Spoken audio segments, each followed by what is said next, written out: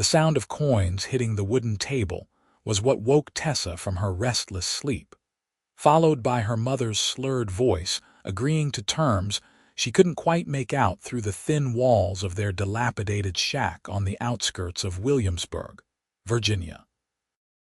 It was the spring of 1878, and at 19 years old, Tessa Novak had already learned that her mother's promises meant nothing when whiskey was involved.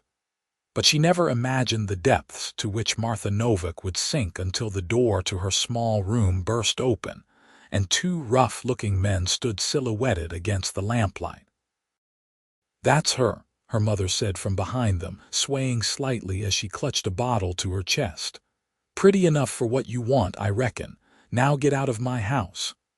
Tessa scrambled backward on her narrow bed, her heart hammering against her ribs. "Ma, what did you do?" Martha wouldn't meet her eyes. "You're going with these men, Tessa. They paid good money, and I need it more than I need another mouth to feed." The words hit like a physical blow. Her own mother had sold her like livestock, traded her daughter's life for drinking money without a second thought. Tessa felt something break inside her chest, something that had been barely holding together for years, as she watched her mother descend further into the bottle after her father died in a mining accident 5 years prior. "Ma, please," Tessa whispered, but the men were already moving forward. "Come on, girl. Don't make this harder than it needs to be," the taller one said, reaching for her arm. Tessa jerked away and tried to run, but there was nowhere to go in the small room. They grabbed her roughly, and she heard her mother's footsteps retreating down the hall, the clink of the bottle the only goodbye she would receive. They dragged her out into the cool night air, her bare feet scraping against the dirt, and threw her into the back of a covered wagon. The canvas fell closed behind her, and she heard the lock click into place from the outside. She spent the next 2 hours in darkness, tears streaming down her face as the wagon jolted along rough roads. She could hear the men talking and laughing up front, making crude jokes about what they planned to do with her once they reached their destination. They were taking her west, that much she understood, to some saloon where girls like her were put to work in ways she didn't want to imagine. When the wagon finally stopped, Tessa heard voices outside, angry and commanding. There was a scuffle, the sound of fists hitting flesh, and then the canvas flew open. A man stood there, backlit by torchlight, and for a moment Tessa thought her situation had just gotten worse. But then he spoke, and his voice was nothing like the men who had taken her. "You're safe now, miss. Those men won't be bothering you or anyone else again." He reached out a hand to help her down, and Tessa saw him properly for the first time. He was tall and broad-shouldered, probably in his mid-20s, with dark hair that curled slightly at his collar and eyes that reflected the torchlight like warm amber. He wore the dusty clothes of a working cowboy, a gun belt slung low on his hips, and there was something solid and reassuring about the way he stood. "My name is Owen Thornton," he said gently. "Can you tell me yours?" "Tessa," she managed, her voice hoarse from crying. "Tessa Novak." Owen's expression darkened as he looked her over, taking in her bare feet and the thin nightdress she still wore. "Did they hurt you?" She shook her head quickly. "No, they just grabbed me and put me in the wagon. My mother, she—" Tessa's voice broke and she couldn't finish the sentence. Owen's jaw tightened. "I heard what they said back there, about buying you. Is that true?" Tessa nodded miserably, wrapping her arms around herself. The night air was cold against her skin, and she was suddenly aware of how exposed she was. Owen immediately shrugged out of his jacket and draped it over her shoulders. The warmth of it, still carrying his body heat, made fresh tears spring to her eyes. "Where were they taking you?" Owen asked. "West somewhere. To work in a saloon, I think." Tessa looked up at him, this stranger who had appeared out of nowhere to save her. "Why did you stop them?" "I was riding back to my ranch when I heard the wagon. Something about the way those men were acting didn't sit right with me, so I followed for a bit. When I got close enough to hear what they were saying about you, I knew I had to stop them." He gestured toward the two men lying unconscious in the dirt a few yards away. "Sheriff will deal with them come morning." Tessa looked around, realizing they were on a lonely stretch of road with nothing but darkness surrounding them. "What happens to me now?" Owen studied her for a long moment, and Tessa saw something shift in his expression, a decision being made. "You can't go back to your mother, not after what she did. And you can't stay out here alone. My ranch is about an hour's ride from here. My sister Elizabeth lives there with me, helps run the place. You could come back with us, at least for tonight, and we can figure out what to do in the morning." "Us?" Tessa asked. Owen whistled, and a moment later a young woman emerged from the shadows leading two horses. She was perhaps a year or two younger than Tessa, with the same dark hair as Owen and a determined set to her jaw. "This is Elizabeth," Owen said. "She insisted on coming with me when I went after these men." Elizabeth walked over and immediately put an arm around Tessa's shoulders. "You poor thing. Come on, let's get you somewhere warm and safe. We have plenty of room at the ranch, and you look like you could use a hot meal and a real bed." Tessa felt overwhelmed by the kindness of these strangers. "I don't have any money to pay you. I don't have anything at all." "We're not asking for payment," Owen said firmly. "You deserve a real family, not someone who would sell you for drinking money. Tonight, you're coming home with us, and tomorrow we'll talk about the rest." Those words, spoken with such conviction and compassion, broke through the last of Tessa's composure. She started crying in earnest, great heaving sobs that shook her whole body. Elizabeth held her close, murmuring soothing words, while Owen stood nearby, his hands clenched at his sides as though he wanted to do something but didn't know what. After a few minutes, Tessa managed to get herself under control. "I'm sorry. I don't usually fall apart like this." "You have every right to fall apart," Elizabeth said gently. "What happened to you tonight is terrible, but you're safe now, I promise." Owen helped Tessa up onto his horse, then swung up behind her. She stiffened at first, unused to being so close to a man, but his arms around her as he held the reins felt protective rather than threatening. Elizabeth mounted her own horse, and they started down the road, leaving the unconscious men tied up for the sheriff to find. The ride to the Thornton ranch gave Tessa time to think about what had happened, about how completely her life had changed in the span of a few hours. She had no home to return to, no family who wanted her, and no prospects for the future. But as they rode through the darkness with Owen's steady presence behind her and his sister riding alongside, Tessa felt a small spark of hope kindle in her chest. Maybe she could start over. Maybe this tragedy could be the beginning of something better. The ranch appeared as they crested a hill, a sprawling collection of buildings silhouetted against the star-filled sky. The main house was larger than Tessa expected, a solid two-story structure with a wide porch wrapping around the front. There were several outbuildings scattered around it, and she could see the dark shapes of cattle dotting the fields beyond. "It's beautiful," Tessa breathed. "Our parents built it," Owen said, and she heard the note of pride in his voice. "They passed 4 years ago in a fever outbreak, left the place to Elizabeth and me. We've been working hard to keep it going." They rode up to the house, and Owen dismounted before helping Tessa down. Her legs were shaky, and she stumbled slightly. His hand steadied her, lingering perhaps a moment longer than necessary before he stepped back. Elizabeth unlocked the front door and led them inside. The house was warm and inviting, furnished simply but comfortably. Tessa stood in the entryway feeling out of place and overwhelmed, still wearing nothing but her nightdress and Owen's jacket. "Let me find you something to wear," Elizabeth said, sizing Tessa up with a practiced eye. "We're about the same build. I'll get you one of my dresses and some proper shoes. Then we can get you something to eat." While Elizabeth disappeared upstairs, Owen led Tessa to the kitchen and pulled out a chair for her at the large wooden table. He moved around the space with easy familiarity, stoking the fire in the stove and putting a kettle on to heat. "Tea," he offered. Tessa nodded, watching him work. In the lamplight, she could see him more clearly now.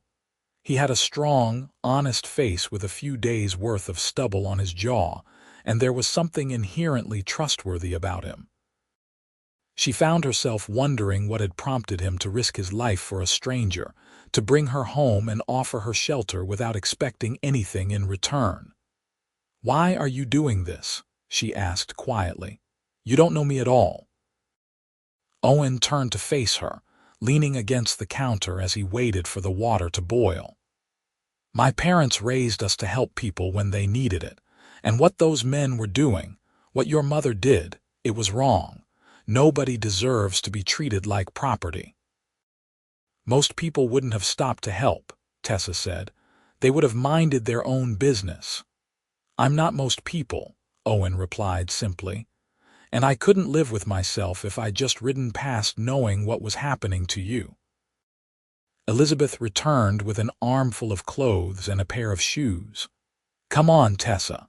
Let's get you changed, and then we can all sit down and talk properly."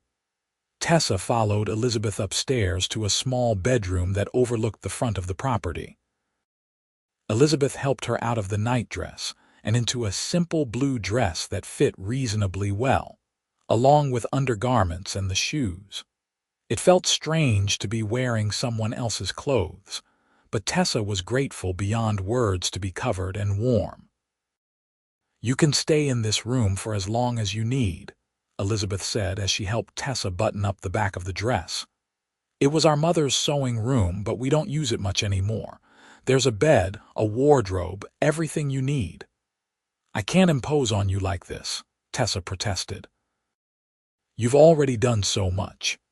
Elizabeth turned Tessa around to face her, her expression serious. "Listen to me. What happened to you tonight was not your fault. You have nowhere else to go and we have plenty of room. Owen and I talked about this on the ride back. We want you to stay here, at least until you figure out what you want to do next. We could use the help around the ranch anyway." "I don't know anything about ranching," Tessa admitted. "You can learn," Elizabeth said with a smile. "I didn't know anything either when our parents died. Owen taught me, and will teach you. Now come on, let's go have that tea before my brother wears a hole in the kitchen floor with his pacing." They went back downstairs to find Owen had laid out bread, cheese, and cold ham on the table along with 3 cups of steaming tea. Tessa sat down and realized she was ravenous. She couldn't remember the last time her mother had bought proper food instead of spending every penny on whiskey. "Eat as much as you want," Owen said, pushing the plates toward her. "You look like you could use a good meal or 10. Tessa ate slowly at first, mindful of her manners, but Owen and Elizabeth both encouraged her to take more. As she ate, they talked about the ranch, explaining how they managed the cattle operation with the help of a few ranch hands who lived in the bunkhouse. They made her feel welcome and included, asking gentle questions about her life, but not pushing when she clearly didn't want to talk about her mother. After the meal, exhaustion hit Tessa like a wave. Elizabeth noticed her drooping eyelids and immediately stood up. "You need sleep. Come on, I'll show you where everything is upstairs." Tessa followed Elizabeth back up to the small bedroom, where the older woman had already turned down the bed. "There's water in the pitcher for washing, and extra blankets in the wardrobe if you get cold. If you need anything during the night, Owen's room is at the end of the hall and mine is across from yours." "Thank you," Tessa said, her voice thick with emotion. "Both of you. I don't know how I'll ever repay you for what you've done." Elizabeth squeezed her hand. "You don't have to repay us." Just focus on healing and moving forward. Everything else will work itself out." She paused at the door.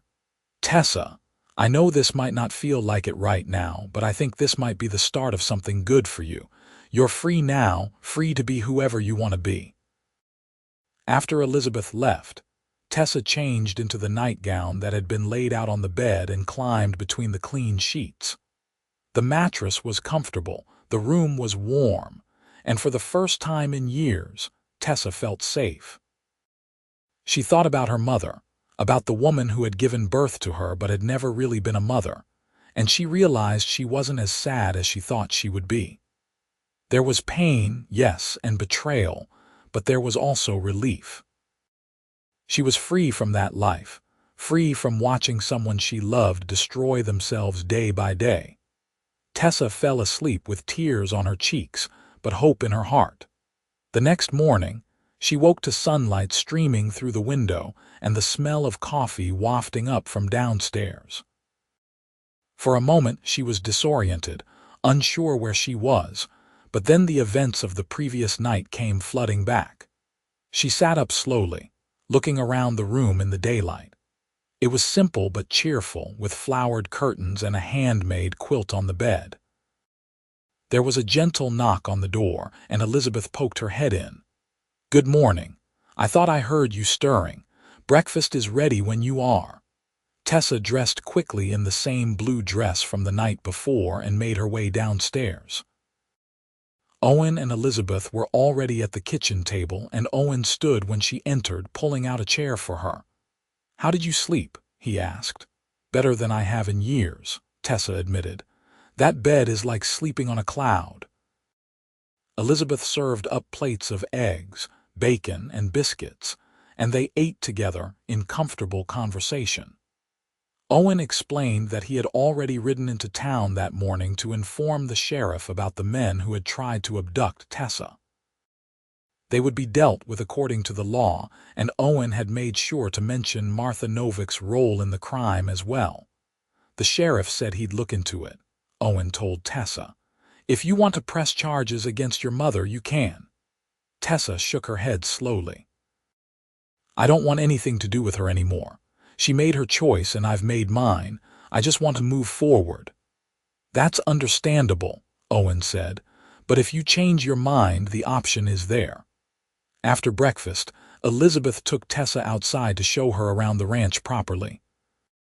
The morning was clear and bright, with a gentle breeze carrying the scent of grass and wildflowers. The ranch was even more impressive in daylight, with well-maintained fences, a large barn, and pastures full of grazing cattle. "We run about 200 head," Elizabeth explained as they walked.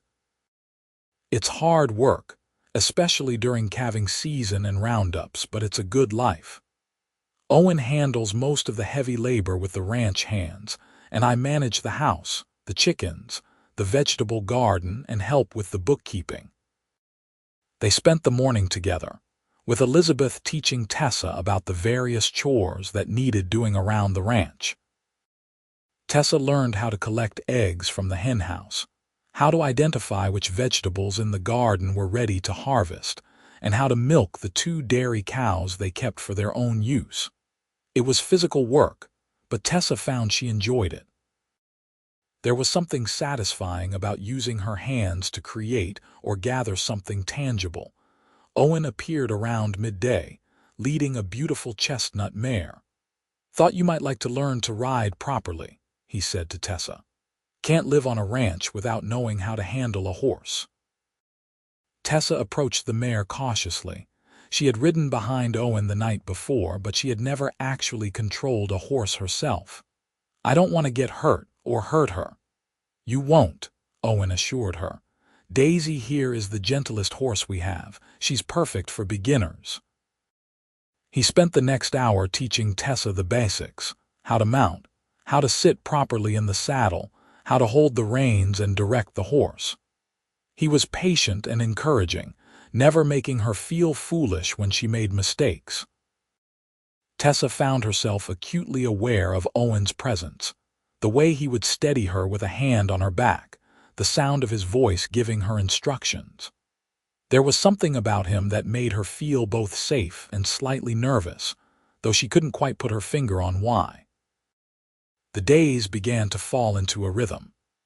Tessa would wake early, help Elizabeth with breakfast and the morning chores, then spend time working in the garden or learning more about the ranch. Owen was always nearby, ready to teach her something new or help when she struggled. Elizabeth became like the sister Tessa never had, warm and welcoming and easy to talk to. A week after Tessa's arrival, Elizabeth brought up the subject of the future while they were shelling peas on the front porch. "Have you given any thought to what you want to do long-term?" she asked gently.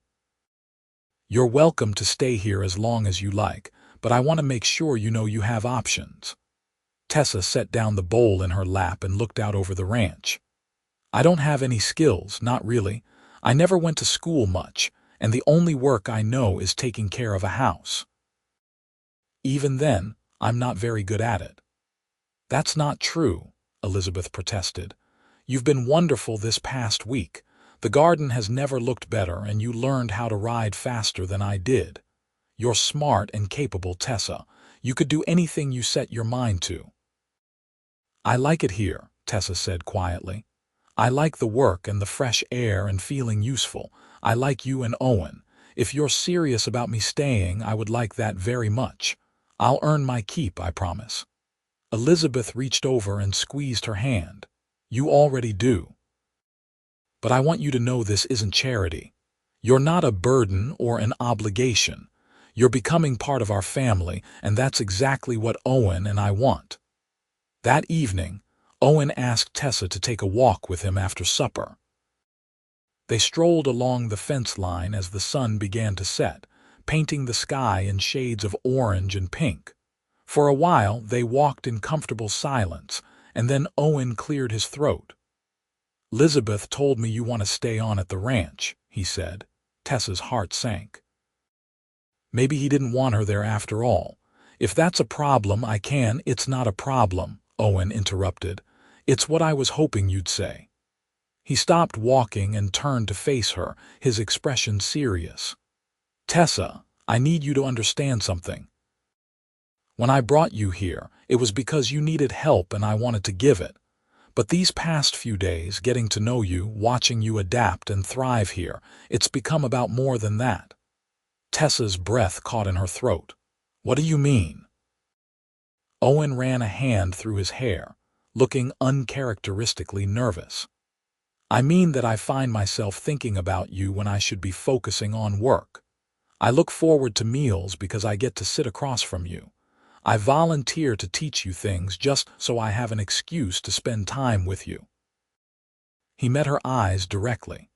"I'm saying this all wrong, but what I'm trying to tell you is that I care about you, Tessa, more than I probably should after only knowing you a week." Tessa felt her cheeks flush. "I care about you too," she admitted. "You saved my life, Owen. You and Elizabeth, you've given me everything. A home, a purpose, kindness when I needed it most. I don't know how to separate gratitude from whatever else I'm feeling." "I don't want you to feel obligated to me," Owen said firmly. "That's not what this is about. I just needed you to know how I feel. There's no pressure, no expectation. You're free to stay here as part of this family regardless of whether you feel the same way about me or not." Tessa stepped closer to him, her heart pounding. "What if I do feel the same way? What if I've been watching for you to come back to the house every evening? What if I've been finding excuses to be near you too?" Owen's eyes lit up with hope. "Then I would say we should take this slowly, get to know each other properly, see where these feelings lead without rushing anything. You've been through a trauma, Tessa, and I don't want to take advantage of that." "You're not taking advantage," Tessa said. "You're being honest, and I appreciate that more than you know. So yes, let's take it slowly. But I want you to know that what I feel for you isn't just gratitude. It's something more, something that makes me happy in a way I've never been before." Owen smiled, and it transformed his whole face. "Can I hold your hand while we walk?" Tessa nodded, and when his calloused fingers intertwined with hers, she felt a warmth spread through her chest. They walked back to the house hand in hand as the stars began to appear overhead, neither of them speaking but both feeling like something significant had just shifted between them. Over the following weeks, Tessa and Owen grew closer. They would take walks together in the evenings, talking about everything and nothing. Owen told her about his childhood on the ranch, about his parents and their dreams for the place. Tessa shared what little she could bear to tell him about her own upbringing, about the father she had loved who died too soon, and the mother who had drowned her grief in alcohol. Elizabeth watched their growing romance with obvious approval, often finding reasons to leave them alone together. She and Tessa had become genuine friends, spending their days working side by side and talking about everything from recipes to dreams for the future. One afternoon in early summer, about 2 months after Tessa had arrived at the ranch, Owen asked her to ride out with him to check on some cattle in the far pasture. They saddled up Daisy and Owen's gelding, Thunder, and rode out across the rolling grasslands. Tessa had become a confident rider, no longer nervous about controlling her horse. They found the cattle grazing peacefully and stopped at a small creek to let the horses drink. Owen helped Tessa dismount, and they sat together on the grassy bank, watching the water flow past. "I love it here," Tessa said, tipping her face up to the sun. "I never knew life could be like this, peaceful and purposeful all at once." "You've made it better," Owen said. "The ranch, I mean, and my life. I didn't realize how lonely Elizabeth and I had become until you arrived and reminded us what it was like to have family around." Tessa turned to look at him. "Is that what I am to you? Family." "Your family," Owen confirmed, "but you're also more than that." "Tessa, these past 2 months have been the best I can remember in a long time. I meant what I said about taking things slowly, but I need you to know that my feelings for you have only grown stronger. I'm falling in love with you, and I wanted you to hear me say it outright." Tessa's breath hitched. "Owen, you don't have to say it back," he said quickly. "I just needed you to know where I stand. I love you, Tessa Novak, and I want to build a life with you if you'll have me. Not now necessarily, but someday when you're ready." Tessa reached up and cupped his face with her hand, feeling the rough stubble against her palm. "I love you too. I think I started falling for you that first night when you gave me your jacket and told me I deserved a real family. You've shown me what love is supposed to look like, what it means to care for someone without conditions or expectations. So yes, Owen Thornton, I want to build a life with you. I want that more than anything." Owen leaned in slowly, giving her time to pull away if she wanted, but Tessa met him halfway. Their first kiss was gentle and sweet, full of promise and hope for the future. When they finally pulled apart, both of them were smiling. "We should probably head back," Owen said reluctantly. "Elizabeth will start to worry if we're gone too long." They rode back to the ranch hand in hand as much as they could manage while controlling their horses, both of them giddy with happiness. Elizabeth took one look at their faces when they walked into the house and let out a delighted laugh. "Finally," she exclaimed. "I was wondering how long you two were going to dance around each other." Tessa blushed, but Owen just grinned and pulled her close to his side. "We're courting officially now," he announced, "just so you know." "About time," Elizabeth said. "I give my complete approval, not that either of you needed it. Now, who wants to help me with supper?" The summer passed in a haze of happiness. Owen and Tessa spent every moment they could together, and their love deepened with each passing day. Owen taught Tessa how to rope cattle and mend fences, skills she picked up quickly. Tessa learned to cook from Elizabeth, creating meals that filled the house with delicious smells and brought the small family together around the table each evening. In late August, during a particularly beautiful sunset, Owen took Tessa back out to the creek where they had shared their first kiss. He had planned this moment carefully, choosing a spot that already held significance for them both. "Tessa," he began, taking both of her hands in his, "these past few months with you have been the happiest of my life. You came into my world during a moment of darkness, but you've brought nothing but light. You're strong and kind and brave, and I wake up every day grateful that I happened to be on that road the night those men took you." Tessa felt tears prick at her eyes, knowing what was coming. Owen reached into his pocket and pulled out a simple gold ring. "This was my grandmother's. My mother gave it to me before she died and told me to give it to the woman I wanted to spend my life with. Tessa Novak, will you marry me? Will you be my wife and let me spend the rest of my days showing you how much you're loved?" "Yes," Tessa whispered, tears streaming down her face. "Yes, Owen, I'll marry you." Owen slipped the ring onto her finger and then he was kissing her, holding her close as the sun dipped below the horizon.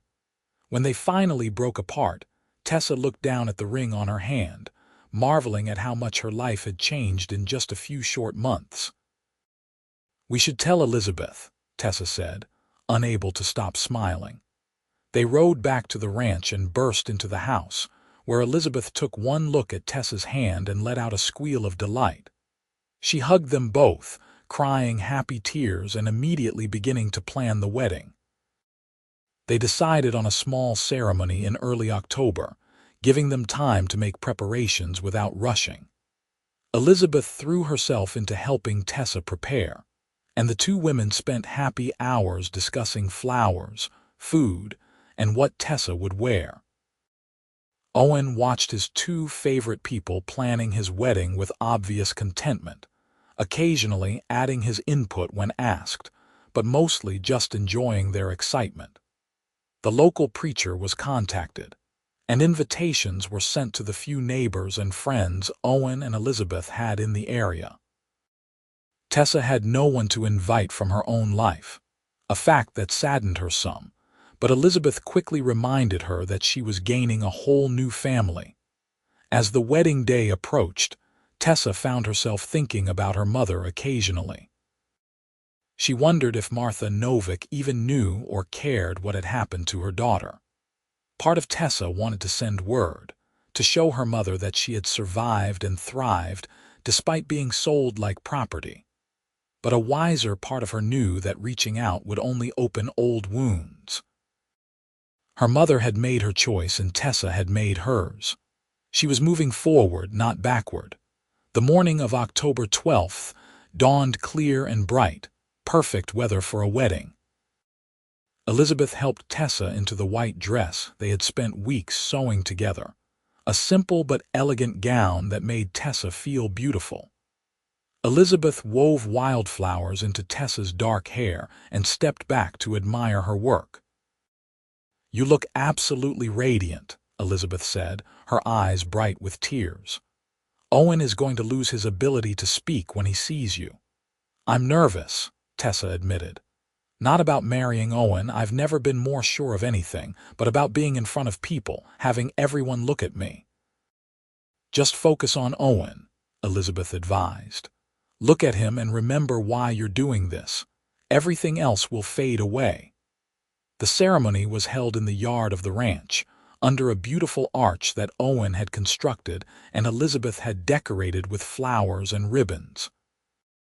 Chairs had been set up for the 20 or so guests, and as Tessa walked toward Owen with Elizabeth by her side, she took in the sight of their small community gathered to celebrate. But then she saw Owen standing at the arch, and everything else truly did fade away. He was wearing his best suit, his hair neatly combed for once, and the look on his face when he saw her was one of pure adoration and love. Tessa felt her nervousness melt away, replaced by certainty and joy. The preacher led them through their vows, and when it came time for Owen to speak, his voice was strong and clear. "I, Owen Thornton, take you, Tessa Novak, to be my lawfully wedded wife. I promise to love you, protect you, and cherish you for all the days of my life.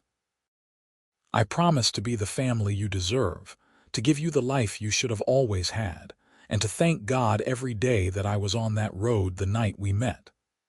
Tessa's vows were equally heartfelt. "I, Tessa Novak, take you, Owen Thornton, to be my lawfully wedded husband.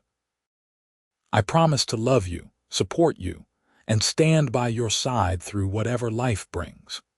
You saved me in every way a person can be saved, and I promise to spend the rest of my life showing you how grateful I am for your love and kindness." When the preacher pronounced them husband and wife, Owen kissed Tessa with such tenderness that several people in the audience had to wipe away tears. The reception that followed was full of laughter, good food, and dancing. Elizabeth gave a toast that had everyone laughing and crying, talking about how she had gained not just a sister-in-law but a true sister. As the evening wore on and guests began to depart, Tessa found herself standing with Owen, watching the sunset paint the sky in brilliant colors. His arm was around her waist and she leaned into his solid warmth. "Happy?" Owen asked softly. "Happier than I ever thought possible," Tessa replied. "When those men put me in that wagon, I thought my life was over. I never imagined it was actually just beginning." "You deserve all of this and more," Owen said. "You deserve to be loved and valued and treated like the precious person you are. I'm going to make sure you know that every single day." They spent their wedding night in the main bedroom of the ranch house, which Elizabeth had vacated for them, moving temporarily into the room Tessa had been using.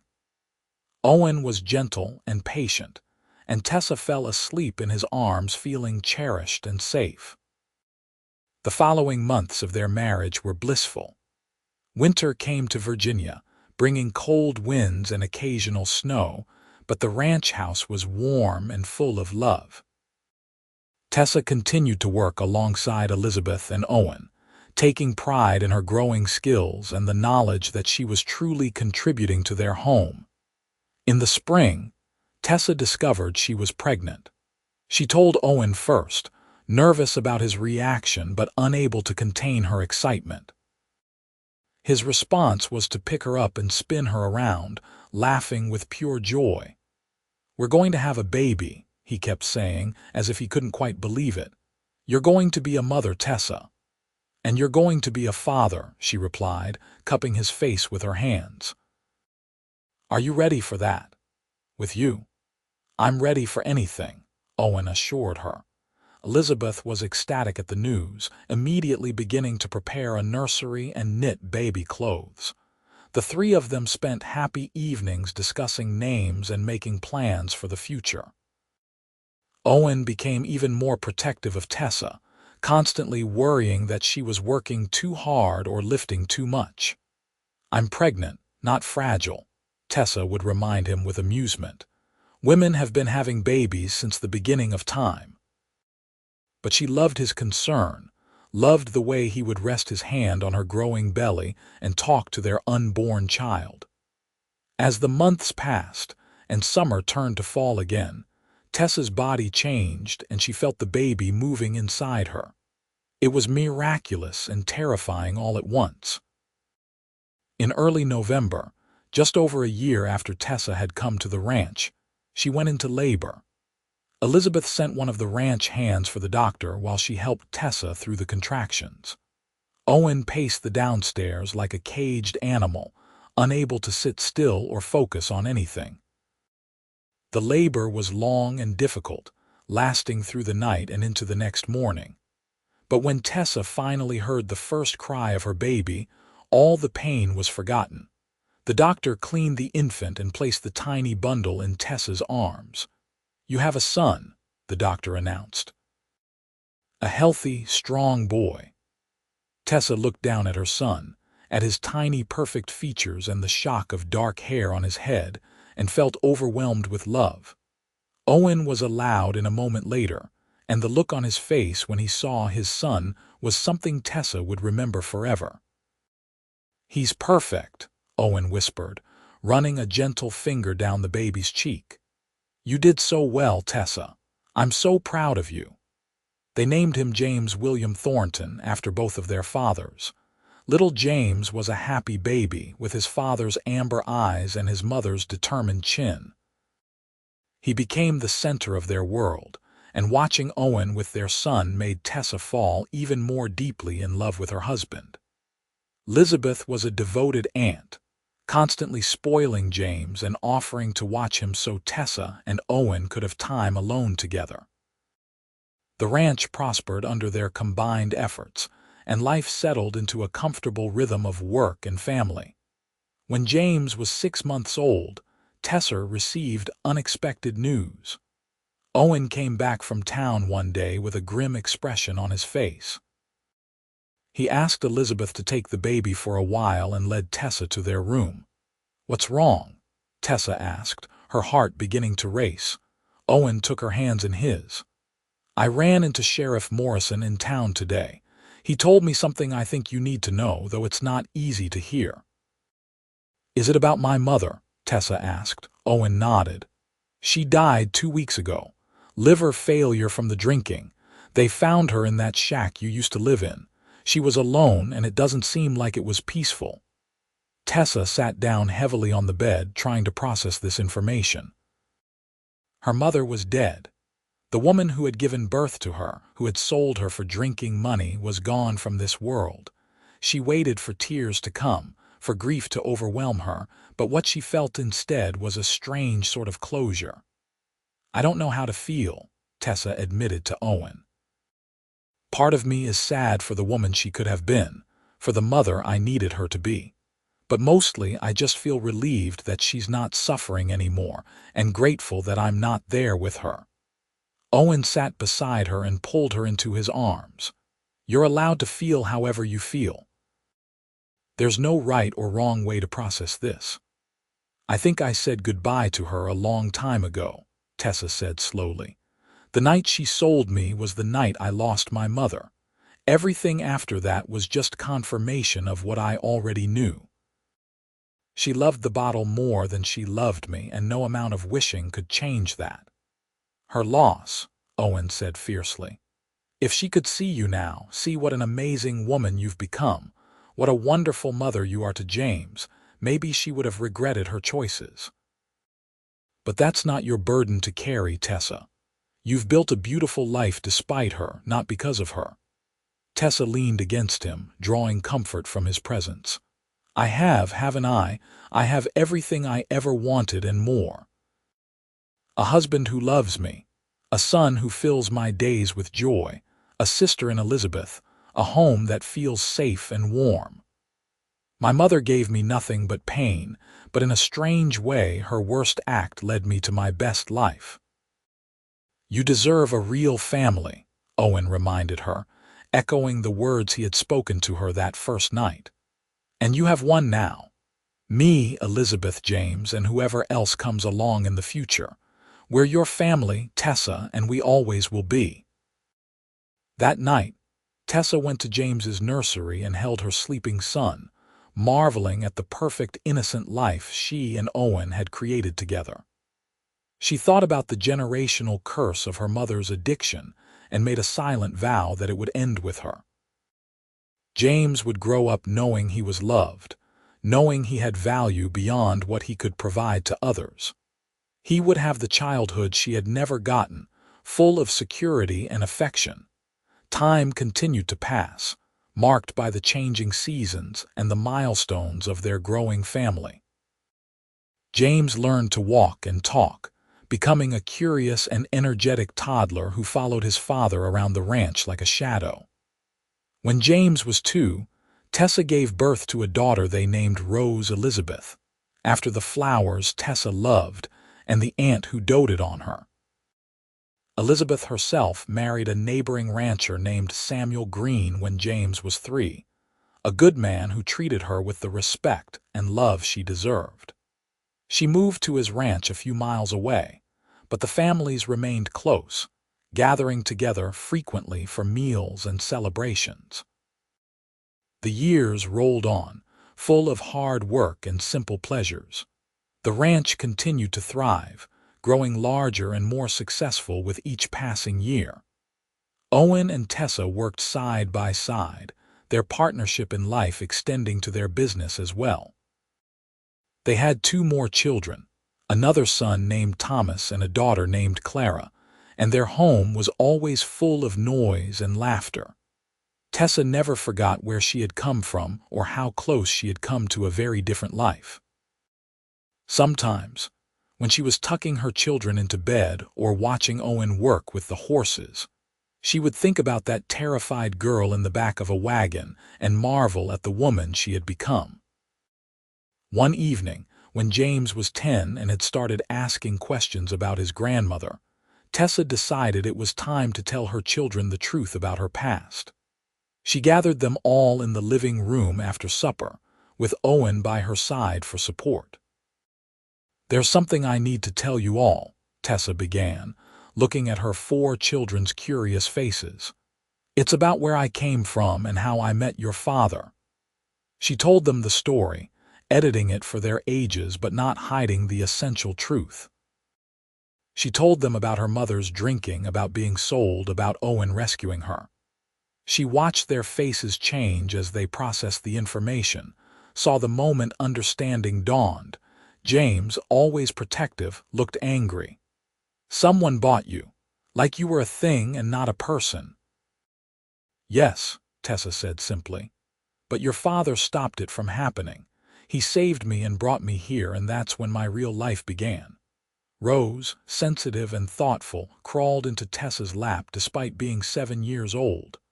"I'm glad Daddy saved you, otherwise you wouldn't be our mama." "That's exactly right," Tessa said, hugging her daughter close. "And I wouldn't trade being your mama for anything in the world." Thomas and Clara were too young to fully understand, but they sensed the importance of the moment. Owen spoke up, his voice firm and clear. "I want you all to understand something. What happened to your mother was wrong, and the people who did it were wrong. But she survived it, and she built a beautiful life. She's the strongest person I know, and you should all be proud to have her as your mother." "We are," James said immediately, and his siblings echoed the sentiment. "Why did you tell us?" Rose asked. Tessa considered the question carefully. "Because I don't want you to grow up thinking life is always easy or fair. Sometimes terrible things happen, but what matters is how we respond to them. I could have let what happened to me destroy me, but instead I chose to move forward. I chose love and hope and family. I want you all to remember that when you face hard times in your own lives." The conversation led to more questions, which Tessa answered as honestly as she could. By the end of the evening, she felt lighter, as if sharing her story with her children had somehow freed her from the last lingering shadows of her past. As the children grew older and began to make their own ways in the world, Tessa and Owen's love only deepened. They had weathered storms together, both literal and metaphorical, and their partnership had only grown stronger. Owen still looked at Tessa the way he had on their wedding day, with adoration and wonder, and she still felt her heart skip a beat when he walked into a room. When Tessa was 40, Owen surprised her with a trip to Richmond for her birthday. They left the children with Elizabeth and Samuel and spent 3 days in the city, acting like courting teenagers again. They ate at fancy restaurants, went to the theater, and walked hand in hand through the streets. On their last night, as they sat in their hotel room overlooking the city lights, Owen pulled Tessa close and kissed her temple. "You ever think about that night?" he asked. "The night we met, sometimes," Tessa admitted. "I think about how scared I was, how hopeless everything seemed. And then I think about how you appeared like an answer to a prayer I didn't even know I was praying." "I think about it too," Owen said. "I think about how easily I could have just ridden past, minded my own business, and then I think about everything I would have missed. You, our children, the life we've built. It scares me to think how close I came to not having any of it. But you didn't ride past. Tessa reminded him. You stopped and you helped and you changed my entire world. You told me I deserved a real family and then you gave me one. You gave me everything, Owen. You gave me just as much, Owen insisted. You gave me purpose and joy and love. You made the ranch a home instead of just a place to work. You gave me 4 incredible children and a partnership I treasure more than anything.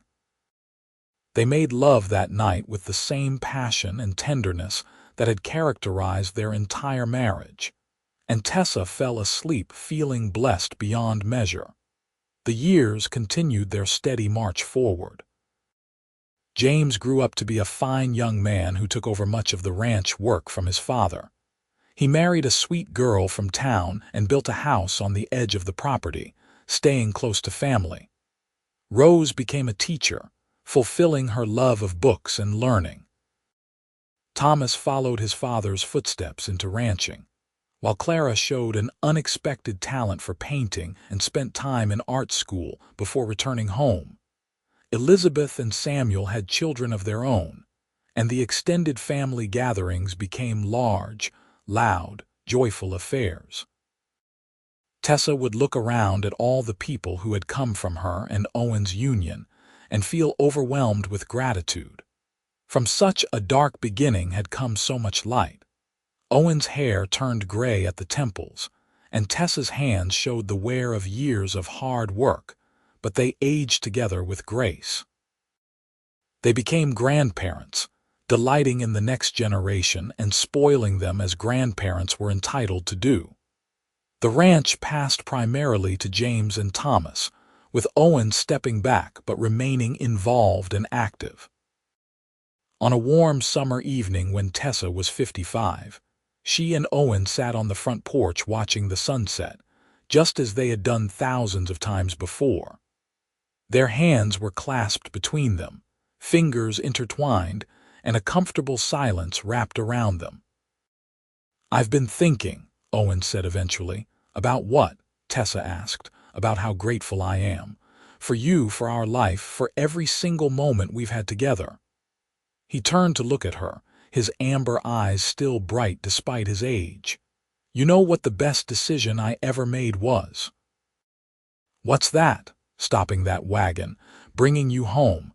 Every good thing in my life flows from that choice." Owen lifted her hand and kissed it gently. "I told you that first night that you deserved a real family, and I meant it. But what I didn't know then was how much I needed you to complete mine." Tessa felt tears prick at her eyes, happy tears born of a lifetime of love. "I used to wonder why terrible things had to happen to me, why I had to have a mother who cared more about drinking than her own daughter, why I had to go through that fear and trauma. But then I realized that if none of that had happened, I might never have met you, and I wouldn't trade what we have for anything, even if it meant erasing all the pain that came before." "You've taught me so much," Owen said. "About strength, about resilience, about what it means to truly choose love and hope even when you have every reason to give up. You're the best person I know, Tessa Thornton, and I'm honored that you chose to spend your life with me." They sat together as the sun dipped below the horizon, two people who had found each other in the darkest of circumstances and built something beautiful together. Behind them, through the open windows of the house, they could hear the sounds of their family, grandchildren laughing and playing, their own children visiting with their spouses. "We did good, didn't we?" Tessa said softly. "We did better than good," Owen replied. "We did amazing." And as the stars began to appear overhead, Tessa Thornton, formerly Novak, reflected on the long journey that had brought her from that terrible night in her mother's shack to this perfect moment. She had been sold like property, treated as less than human, but she had survived. More than survived, she had thrived. She thought about the scared 19-year-old girl she had been, and she wished she could go back and tell her that everything would be all right, that a cowboy would appear out of the darkness and tell her she deserved a real family.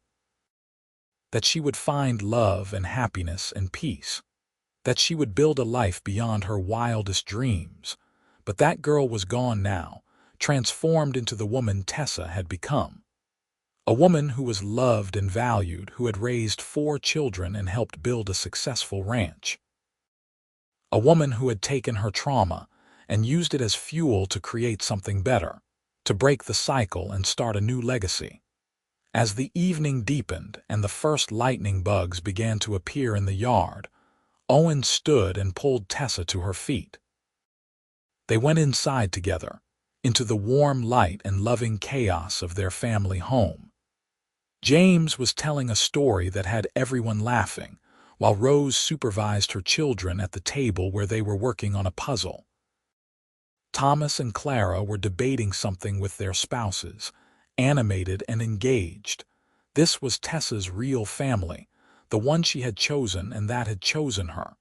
Not bound by blood alone, but by love and commitment and shared history. Owen had been right all those years ago. She had deserved this, deserved to be treated with kindness and respect, deserved to know what it felt like to be truly treasured. The evening wore on with more laughter and conversation, with grandchildren being tucked into spare beds and adult children eventually heading home to their own houses. When the house finally quieted, and Owen and Tessa climbed the stairs to their bedroom, they moved through their nighttime routine with the ease of decades of practice. As they lay in bed together, Tessa's head on Owen's shoulder and his arm around her, she felt complete contentment wash over her. This was home, this was family, this was love in its purest, most enduring form. "I love you," she whispered into the darkness. "I love you too," Owen replied, his voice already heavy with sleep. "Forever and always." Tessa closed her eyes and let herself drift off, secure in the knowledge that she was exactly where she belonged. The girl who had been sold for drinking money was gone, replaced by a woman who had found her worth not in what others thought of her, but in the family she had helped create, and the love she shared with a cowboy who had seen her value from the very beginning. Outside, the Virginia night was peaceful, stars shining down on the Thornton ranch where 4 generations of family had been raised in love and security. It was a legacy born from tragedy but built on hope, and it would continue long after Tessa and Owen were gone. Their children would tell their children about the grandmother who had overcome impossible odds, about the grandfather who had been brave enough to stop and help a stranger in need. And maybe, in those tellings, other young people would learn that your beginning doesn't have to define your ending. That terrible things can happen, and you can still choose joy. That family isn't always about blood, but about the people who stand by you when everything falls apart and help you build something new from the rubble. Tessa had learned all of this and more in her journey from that frightened girl in the back of a wagon to the matriarch of a loving family. She had learned that she was worthy of love, that she had value beyond what anyone could buy or sell. She had learned that the best revenge against those who tried to break you is to build a beautiful life and fill it with people who cherish you. As sleep claimed her, Tessa's last conscious thought was one of gratitude. Gratitude for Owen's intervention that fateful night, gratitude for Elizabeth's immediate acceptance and friendship, gratitude for every moment of happiness she had experienced since. She had been given a second chance at life, and she had seized it with both hands and refused to let go. The Thornton Ranch slept peacefully under the stars, its inhabitants safe and loved, a testament to what could be built when people chose compassion over indifference, love over fear, hope over despair. And at the center of it all was a woman who had learned that she deserved a real family and had spent the rest of her life proving that truth, not just to herself, but to everyone who had the privilege of knowing her. The story that had begun in darkness and fear had transformed into a tale of triumph and love, of second chances and new beginnings. And if someone had asked Tessa whether she would change anything about her past, she would say no. Because every moment, good and bad, had led her exactly where she needed to be, into the arms of a man who loved her, and a life that exceeded every dream she had never quite dared to dream. This was the true ending to Tessa's story, not when Owen rescued her from that wagon, but here in this moment, surrounded by decades of love and a family that existed because two people had chosen to see the best in each other and build something lasting. It was the ending she deserved, the one she had worked for, and the one she would cherish for whatever years remained to her. Morning would come, bringing new challenges and new joys, but tonight Tessa Thornton slept peacefully in her husband's arms, a woman who had learned that even the darkest night eventually gives way to dawn, and that sometimes, if you're very lucky, a cowboy appears out of that darkness to tell you that you deserve a real family, and then spends the rest of his life proving it.